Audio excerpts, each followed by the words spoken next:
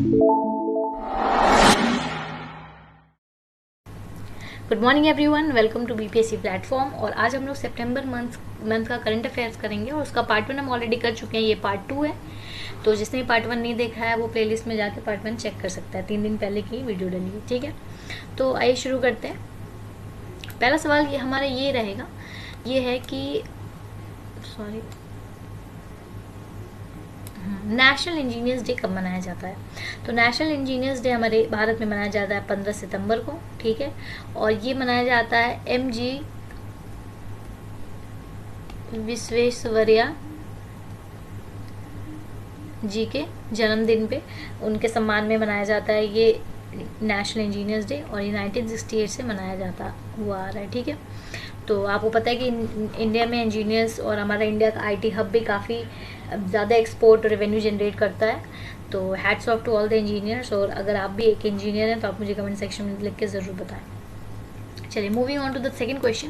Second question is very very important because ये अभी inaugurate हुआ है। कोसी रेल मेगा ब्रिज जो है, जो अभी प्रधानमंत्री मोदी जी ने इनॉग्रेट करा है, तो कौन से स्टेट में, सवाल ये पूछ रहा है। तो ये बिहार में है ऑफकोर्स, लेकिन इसके बारे में बाकी डिटेल्स हम जान लेते हैं और क्या क्या सवाल आ सकता है। तो पहली बात तो ये जो रेलवे ब्रिज है, रेल मेगा ब्रिज, ये 1.9 किलोमीटर का है, ठीक है। इसको बनाने में 516 करोड़ की लागत आई, और पीएम मोदी जी ने इसको अभी वर्चुअली इनॉग्रेट करा है। और ये क्या है, अब कहाँ पे बनाया है मैं बता दे रही हूँ। तो पहले जब हम समस्तीपुर से जयनगर जाया करते थे, लिख दे रही हूँ, समस्तीपुर टू जयनगर जाया करते थे, तो ये जो 300 किलोमीटर का डिस्टेंस है ना, तो अब ये इस बन जाने के बाद 22 किलोमीटर में इसको हम कर पाएंगे। और ये इंडो नेपाल जो बॉर्डर है हमारा, वहाँ पे बना है, तो ये स्ट्रैटेजिक लोकेशन भी इसकी काफ़ी अच्छी है, तो जिसके वजह से ब्रिज काफ़ी इंपॉर्टेंट है, कोसी रेल मेगा ब्रिज, ठीक है, जो पीएम मोदी ने इनॉग्रेट किया। आप इसकी लंबाई भी ज़रूर ध्यान रखें, लागत भी ध्यान रखें, क्योंकि आपको पता है बीपीएससी में कुछ भी पूछ लेता है और ऑप्शंस बहुत क्लोज होते हैं, तो आपको सब पता होना चाहिए। सवाल नंबर 3 ये पूछा कि कौन से स्टेट ने 70-30 का जो एडमिशन का जो रूल है उसको हटा दिया है। तो ये हटा दिया महाराष्ट्र गवर्नमेंट ने।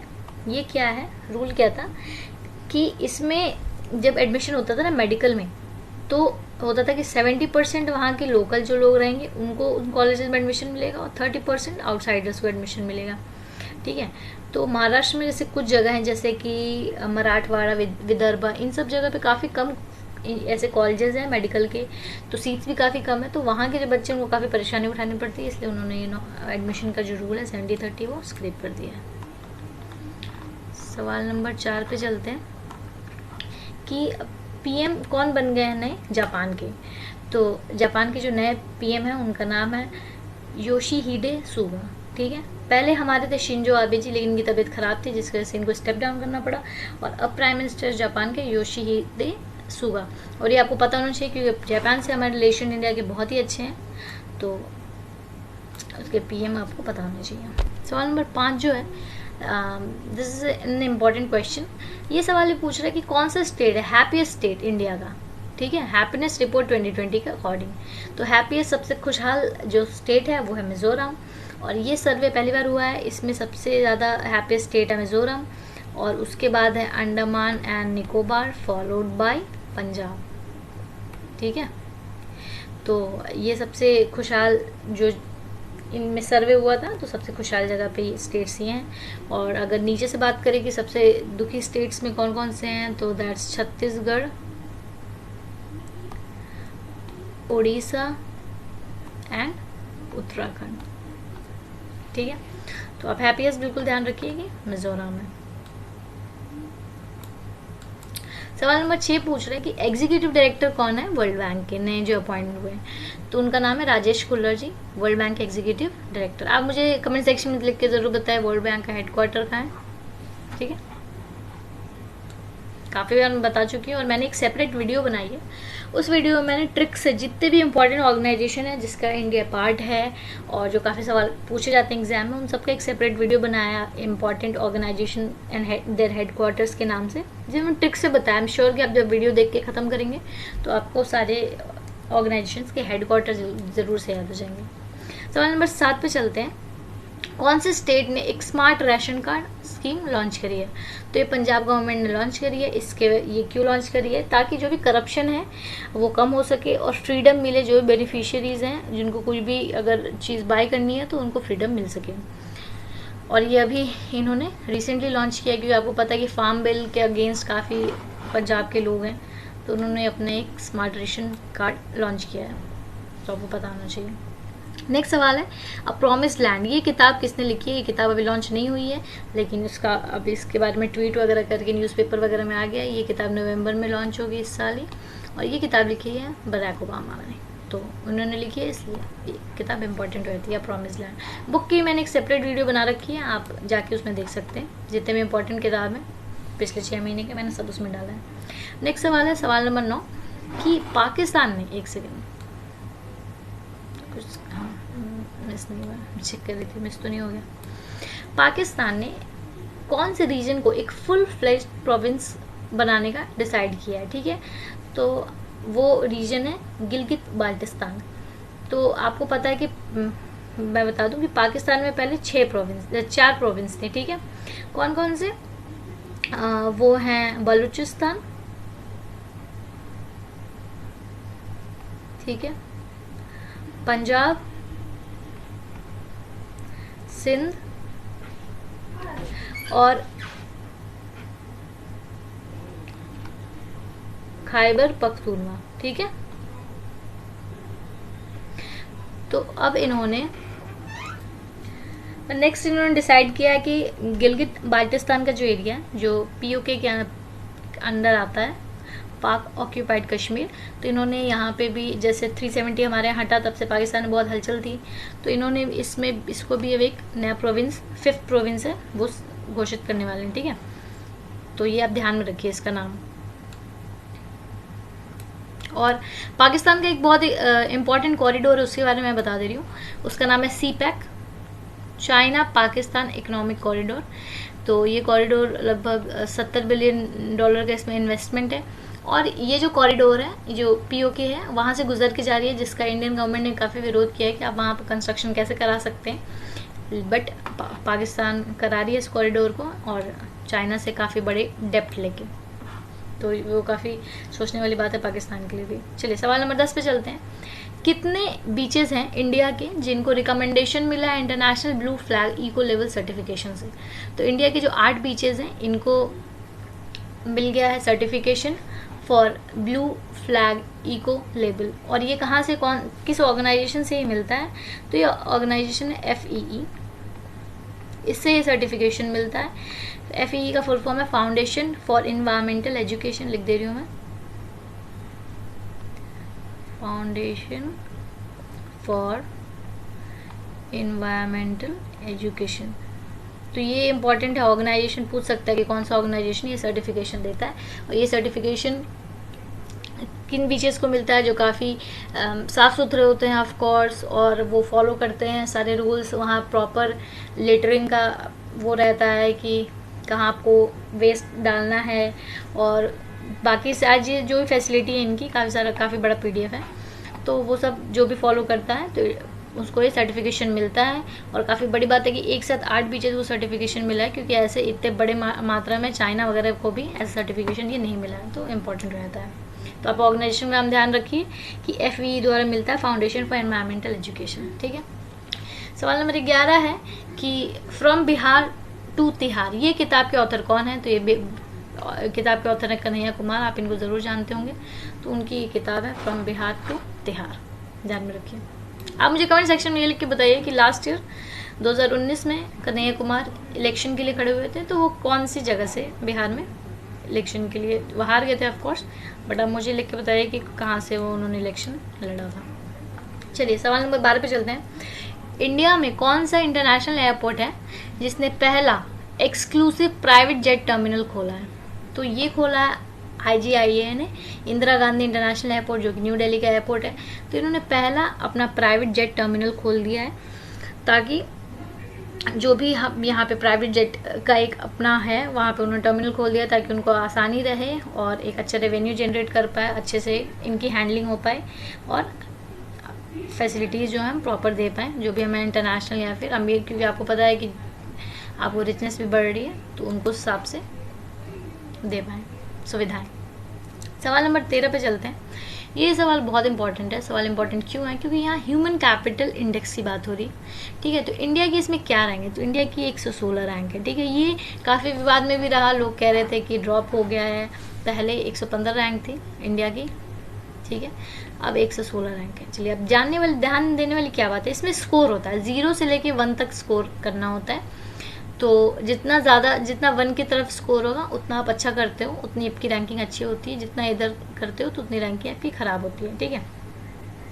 और ह्यूमन कैपिटल इंडेक्स होता क्या है? इसका मोटिव है कि देखना कि कोई कंट्री मोबिलाइज कर पा रही है कि नहीं, इकोनॉमिक और प्रोफेशनल पोटेंशियल जो भी सिटीजन का है उसको किस तरीके से मोबिलाइज कर पा रही है, ठीक है। तो जो हमारी रैंक थी 2018 में वो थी 115, लेकिन ये थी 157 कंट्रीज में, ठीक है। और अब जो हमारी रैंक है 116, वो है हमारी 174 कंट्रीज में, ठीक है। ये भी आप ध्यान में रखिए। हमारा जो पहले स्कोर था वो था 0.44 इसमें। अब हमारा स्कोर ज़रूर इम्प्रूव हुआ है, 0.49 इम्प्रूव हुआ है, बट हमारी जो रैंक है ऑफकोर्स थोड़ी डिक्रीज है, क्योंकि पहले कंट्री जो 157 में हमने लिया था ऑफकोर्स कम थी, और इस साल जो हुआ है 174 में हुआ है। तो वो भी आपको देखना होता है कितने में कितनी रैंकिंग है, ठीक है। हम इम्प्रूव, डेफिनेटली हमारा स्कोर इम्प्रूव हुआ है, बट अभी हमें और इम्प्रूव करने की ज़रूरत है, क्योंकि जो फर्स्ट है, जिसकी फर्स्ट रैंकिंग, कोई भी आप इंडेक्स पढ़े तो आपकी फर्स्ट रैंकिंग ज़रूर देखें कि पहला कौन सा है। तो सिंगापुर है, तो और सिंगापुर का जो स्कोर है वो है 0.88, तो करीब हम लोग हाफ से पीछे हैं, तो अभी हमें काफ़ी बकअप करना है, ठीक है। और ये ह्यूमन कैपिटल इंडेक्स रिलीज़ कौन करता है? तो ये रिलीज़ करता है ये इंडेक्स वर्ल्ड बैंक, ठीक है। चलिए सवाल नंबर 14 पे चलते हैं। OECD के द्वारा, ठीक है, कितना डिक्रीज हो गया इंडिया का GDP फॉर फाइनेंशियल ईयर 2020 से 2021? तो OECD के द्वारा इंडिया का जो GDP है 10.2% से डिक्रीज होगा, ठीक है, फॉल करेगा। OECD क्या है? Organisation for economic cooperation and development, और इसका हेडक्वार्टर कहाँ है? तो इसका हेडक्वार्टर है पेरिस में। मैंने जो वीडियो बनाई थी हेडक्वार्टर्स की, उसमें भी मैंने साफ साफ बताया था, ठीक है। तो इसमें इंडिया की जो प्रेडिक्शन है कि 10.2 से फॉल करेगा GDP। सवाल नंबर 15 पे चलते हैं। इंडिया का पिगरी प्रोजेक्ट किस स्टेट में लॉन्च हुआ है? तो ये मेघालय में लॉन्च हुआ है। ये लॉन्च क्यों हुआ है? ताकि जो भी हम पोर्क, जो पिग का मीट होता है ना, उसको हम लोग पोर्क बोलते हैं, ठीक है। तो जो भी हम पोर्क इंपोर्ट करते हैं तो उसको हम लोग रिड्यूस कर सकें, और आत्मनिर्भर भारत, हम खुद जो अच्छे से अगर हम लोग पिग्स का जो वो करेंगे पालन, तो हम उनको अगर प्रॉपर डाइट देंगे, प्रॉपर उनकी केयर करेंगे, तो ऑफकोर्स प्रोडक्शन ज़्यादा होगा, तो हमें इंपोर्ट करने की ज़रूरत नहीं पड़ेगी, हम सेल्फ सफिशिएंट होंगे। और ये आत्मनिर्भर भारत की तरफ एक स्टेप है। और मेघालय, आपको पता है, नॉर्थ ईस्ट में लोग नॉन वेजिटेरियन ज़्यादा होते हैं, तो वहाँ ज़्यादा इनकी खपत है, तो इम्पोर्ट ज़्यादा होता है। तो इम्पोर्ट को कम करने के लिए और हमारा जो अपना सेल्फ सफिशिएंसी पे ध्यान देने के लिए ये एक सबसे बड़ा पिगरी प्रोजेक्ट खुला है मेघालय में। अब और यहाँ पे जो भी इसका पालन करेगा, उन जितने फार्मर्स होंगे उनको इंटरेस्ट फ्री लोन भी दिया जाएगा। आप मुझे कमेंट सेक्शन में ये लिख के बताइए कि मेघालय के CM कौन है, और मुझे ये भी लिख के बताइए कि मेघालय के गवर्नर कौन है। दोनों ही आपको पता होना चाहिए, ठीक है, कमेंट सेक्शन में लिख के बताइए। सवाल नंबर 16 पे चलते हैं। मेन सिंगल का टाइटल 2020 का इटालियन ओपन का ये किसने जीता है? तो ये नोवाक जोकोविच ने जीता है। और मैंने भी जितने भी हुए हैं पहले भी, मैंने अगस्त की वीडियो में, जुलाई की वीडियो में, जैसे जैसे ये इवेंट्स हुए हैं टेनिस के, मैंने सारे कवर किए हैं। बट मैं एक सेपरेट वीडियो भी ला दूंगी जिसमें जितने भी टाइटल जिसने भी जीता उनके नाम प्रॉपर आपको एक जगह मिल जाएगा, ठीक है।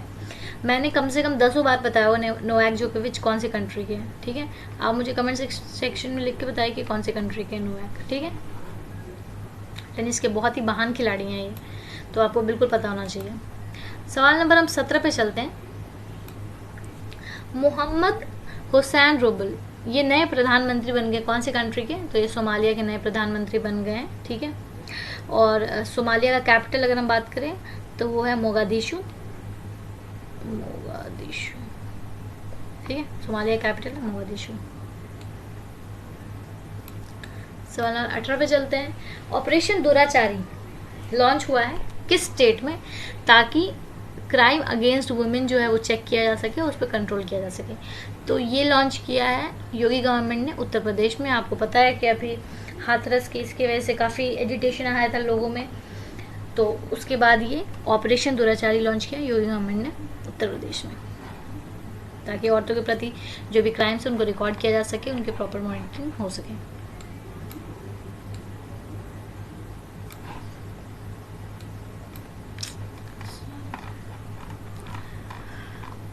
सवाल नंबर 19 पे चलते हैं। कौन से स्टेट ने डिसाइड किया है कि प्रोवाइड फूड किट ये लोग देंगे 1000 ट्रांसजेंडर पर्सन को स्टेट के? तो केरला स्टेट ने रिकॉग्नाइज किया है कि वो 1000 ट्रांसजेंडर्स को वो प्रोवाइड करेंगे फ्री फूड किट्स, ठीक है। तो ये काफ़ी थोड़ा स्मॉलर नंबर है, क्योंकि टोटल केरला में अगर बात करें तो 25,000 के अराउंड ट्रांसजेंडर्स हैं, बट यहाँ इनिशिएटिव अच्छा है, धीरे धीरे ये नंबर्स बढ़ेंगे। ऐसा ही एक इनिशिएटिव 2016 में जहाँ तक मुझे याद है उड़ीसा गवर्नमेंट ने लॉन्च किया, उड़ीसा किया था। उसमें उन्होंने ट्रांसजेंडर्स को फ्री राशन और मेडिकल फैसिलिटीज़ इन सब को प्रोवाइड किया था, अगर बीपीएल में डाल के, बीपीएल कैटेगरी में। तो एक अच्छा इनिशिएटिव था, उड़ीसा फर्स्ट स्टेट था, ठीक है, ऐसा करने वाला। तो अभी आपको पता है कि कोरोना वायरस में काफ़ी इनको भी प्रॉब्लम हो रही होगी ट्रांसजेंडर लोगों को, तो इसलिए केरला गवर्नमेंट ने 1000 फूड किट प्रोवाइड की है ट्रांसजेंडर लोगों को अपने स्टेट के, ठीक है। सवाल नंबर 20 पे चलते हैं कि किसको मिला है golden pain of freedom awards for 2020? तो एक जर्नलिज्म का अवार्ड है, ये मिला है जेनिथ बेडोया लीमा को, ठीक है, और ये कोलंबिया की जर्नलिस्ट है। तो ये अवार्ड मिला है उनको, आप नाम ध्यान में रखिए, क्योंकि जर्नलिज्म के फील्ड में एक अच्छा अवार्ड है, जाना माना अवार्ड है। नेक्स्ट सवाल है, इंडिया की रैंकिंग क्या है वर्ल्ड रिस्क इंडेक्स 2020 में? तो वर्ल्ड रिस्क इंडेक्स में इंडिया की रैंकिंग 89th, ठीक है। ये क्या होता है वर्ल्ड रिस्क इंडेक्स, पहले इसके बारे में हम बात कर लेते हैं। इसमें असेसमेंट होती है ग्लोबल रिस्क में कि डिज़ास्टर जो भी आते हैं किसी भी देश में, जैसे अर्थक्वेक, स्टॉर्म, फ्लड, ड्रॉट, सूखा, सी लेवल राइज कर जाता है, तो इन सब में इन सब के रिस्क इंडेक्स में कौन से नंबर पे हैं? तो जितने सबसे पीछे रहेंगे, जिसकी रैंकिंग सबसे लास्ट होगी वो सबसे सेफ होगा, ठीक है। और जितनी हमारी रैंकिंग 1 के क्लोजर होगी, मतलब मान लीजिए कि 200 कंट्रीज़ में हम ये देख रहे हैं, तो सबसे लास्ट वाली जो कंट्री होगी वो सबसे सेफर है, और सबसे फर्स्ट जो कंट्री है उसमें सबसे ज़्यादा रिस्क है, ठीक है। तो इंडिया की रैंकिंग इसमें 89th है आउट ऑफ 181 कंट्रीज का ये इंडेक्स है, तो आप ध्यान में रखिए इंडिया की रैंकिंग 89th। सवाल नंबर 22 पे चलते हैं। किसको अपॉइंट किया गया चेयरमैन विमेन सिलेक्शन कमेटी का, ठीक है, बीसीसीआई के द्वारा? तो विमेन सिलेक्शन कमेटी की जो चेयरमैन बनी है वो बनी है नीतू डेविड, और ये है लेफ्ट आर्म स्पिनर है और काफ़ी अच्छी खिलाड़ी रह चुकी हैं 90s के दौर में। तो इनको चुना गया chairman of women selection committee by BCCI, Neetu David. सवाल नंबर 23 पे चलते हैं। ये इंपॉर्टेंट सवाल है कि इंडिया का पहला कोस्ट गार्ड एकेडमी सीजीए ये कहाँ बनने वाला है? तो ये बनने वाला है मैंगलोर शहर में।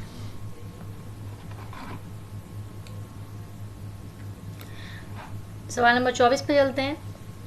किस स्टेट ने मोक्ष कलश योजना 2020 ये लॉन्च किया?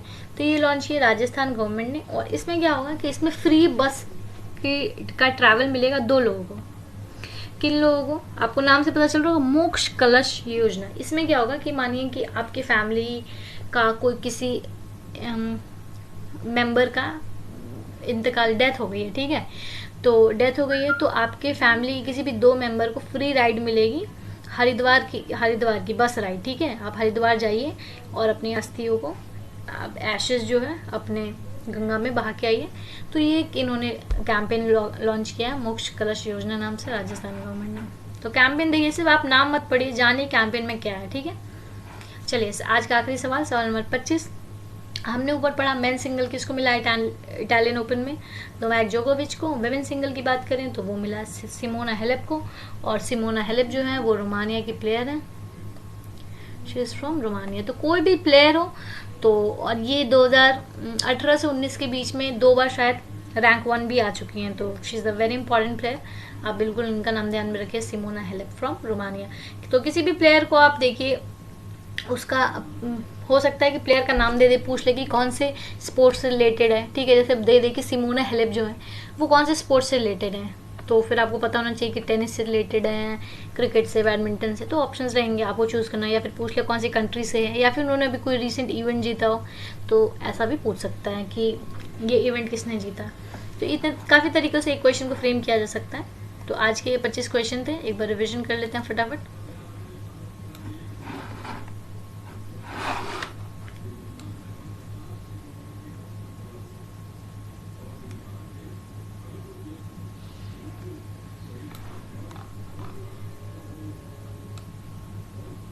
चलिए, सवाल नंबर, नेशनल इंजीनियर्स डे कब मनाया जाता है, तो वो 15 सितंबर को। कोसी रेल मेगा ब्रिज का उद्घाटन हुआ है, जो समस्तीपुर से जयनगर की ओर जाती है, ठीक है। 101.9 किलोमीटर का 516 करोड़ में ये बना है। महाराष्ट्र गवर्नमेंट ने 70-30 एडमिशन नॉर्म का जो है वो स्क्रैप कर दिया है, अब नहीं यहाँ वहाँ लागू होगा। नए प्राइम मिनिस्टर जापान के शिंजो आबे के बाद बन गए हैं, योशिहिदे सुगा, ठीक है। हैप्पीस्ट स्टेट इंडिया की हैप्पीनेस रिपोर्ट 2020 के अकॉर्डिंग मिजोरम है। एग्जीक्यूटिव डायरेक्टर वर्ल्ड बैंक के हैं Rajesh Kullar. Smart ration card scheme है, पंजाब गवर्नमेंट ने लॉन्च करी है। तो अ प्रॉमिस्ड लैंड, ये किताब लिखा है बराक ओबामा ने, और ये उनका मेमोयर है। पाकिस्तान ने गिलगित बाल्टिस्तान को एक फुल फ्लेज्ड प्रोविंस डिक्लेयर कर दिया है, और ये पाकिस्तान का 5th प्रोविंस होगा। 8 बीचेस को फाउंडेशन फॉर एनवायरमेंट एजुकेशन के द्वारा इंटरनेशनल ब्लू फ्लैग सर्टिफिकेशन मिला है। फ्रॉम बिहार टू तिहार, ये किताब लिखी है कन्हैया कुमार ने। और पहला एक्सक्लूसिव प्राइवेट जेट टर्मिनल बन गया है इंदिरा गांधी इंटरनेशनल एयरपोर्ट दिल्ली पे। इंडिया की रैंकिंग ह्यूमन कैपिटल इंडेक्स में 116 है। OECD के अकॉर्डिंग इंडिया की GDP जो है वो 10.2% से डिक्रीज होगी for financial year 2020 to 2021। India का बिगेस्ट पिगरी प्रोजेक्ट लॉन्च हुआ मेघालय में। मेन सिंगल इटालियन ओपन का जीत गए हैं नोवाक जोकोविच। मोहम्मद हुसैन रोबल ये नए प्राइम मिनिस्टर बन गए हैं सोमालिया के। और ऑपरेशन दुराचारी यूपी गवर्नमेंट ने लॉन्च किया है। केरला 1000 ट्रांसजेंडर को फ्री फूड किट प्रोवाइड करेगा। गोल्डन पेन फ्रीडम अवार्ड मिल गया जनित बेडोया लीमा को, जो कि कंबोडिया के हैं। इंडिया की रैंक वर्ल्ड रिस्क इंडेक्स में है 89। इंडिया की पहली कोस्ट गार्ड एकेडमी बन रही है मैंगलोर में। और मोक्ष कलश योजना 2020 राजस्थान गवर्नमेंट के द्वारा लॉन्च की गई है। और आज का आखिरी सवाल कि वुमेन ओपन किसने जीता है इटालियन ओपन वुमेन सिंगल में, तो वो जीता है सिमोना हेलेप ने। So this is it for today. अगर आपको वीडियो अच्छी लगी तो गिव इट अ लाइक, और आपको जो भी कन्फ्यूजन है आप मुझे कमेंट सेक्शन में पूछ सकते हैं। I will surely try to reply. Till then take care and stay strong.